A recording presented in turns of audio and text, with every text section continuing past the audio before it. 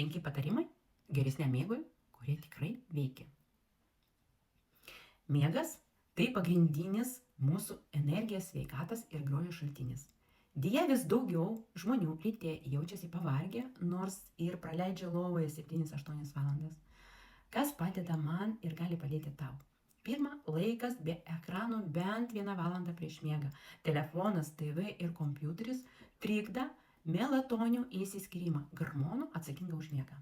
Antra, vakarienė lengva ir anksti. Sunkus maistas prieš miegą verčia organizmą dirbti, o ne ilsėtis. Trečia, vėdinamas kambarys. Tyrimai rodo, kad miegant vėsesniam ore gilus miegas būna kokybiškesnis. Ketvirtas, dienos ritmas. Eini miegoti ir keltis panašiu metu. Padeda organizmui nusistatyti vidinį laikrodį.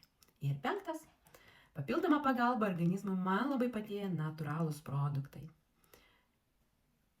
Pradėjus jį vartoti, miegas tapo geresnis, rytais jaučiuosi pailsėjusi ir kupina energiją. Jei nori sužinoti, kas tai per priemonė ir kaip ji gali padėti tau, parašyk man žinutę.